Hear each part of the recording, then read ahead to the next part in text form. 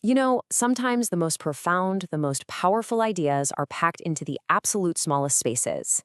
In this explainer, we're going to do just that. We're unpacking a single powerful sentence to really get to the heart of what it means.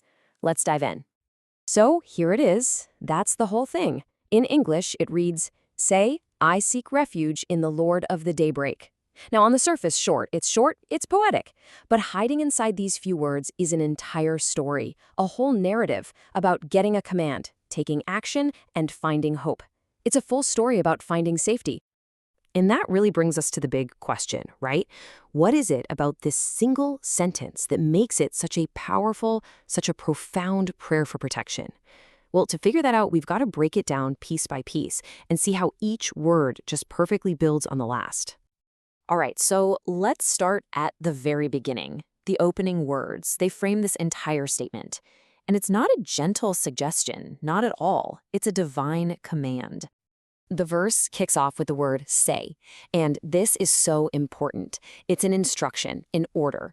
Right away, this establishes the prayer as a declarative act. You're being told to actually vocalize it, to take that intention from just a feeling inside and turn it into a conscious, out loud statement of faith.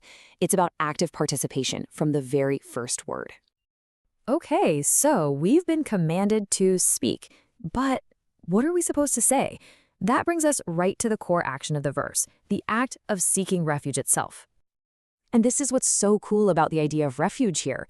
It's not about passively hiding or, just cowering in fear.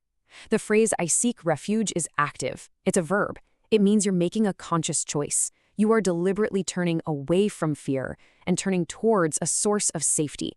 And you're intentionally placing your trust in its power to protect you. So we've got the command to say and the action of seeking refuge. But who are we turning to? This leads us to the final part, and honestly, maybe the most poetic part of the whole verse, identifying the source of that protection. And get this, the verse doesn't just say God or the Lord. It uses this very specific, really evocative title, the Lord of the daybreak. This isn't just some random name, it's a powerful metaphor that completely defines the kind of protection you're looking for. And this is where it all just clicks into place.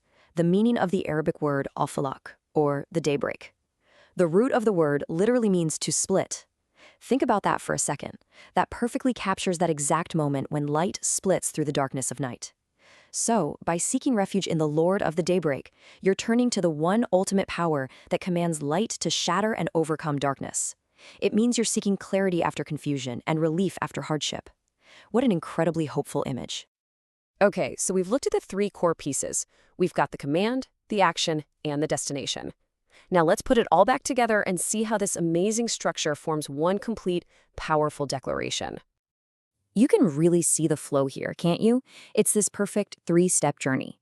First, there's the command, which gives you the power to act. Second, there's your own declaration, that conscious choice to go find safety. And third, there's the destination, turning to the one and only power who can bring light out of any darkness. It's just this logical, powerful, and deeply, deeply reassuring sequence. So when you boil it all down, what have we really learned? Well, first, this is a prayer of action. It's not about just sitting back and hoping. It starts with a command and a declaration. Second, it's all about actively choosing trust over fear. And finally, it uses that incredible symbol of daybreak to frame protection as the ultimate win, the triumph of hope over despair. And that really leaves us with something to think about, doesn't it?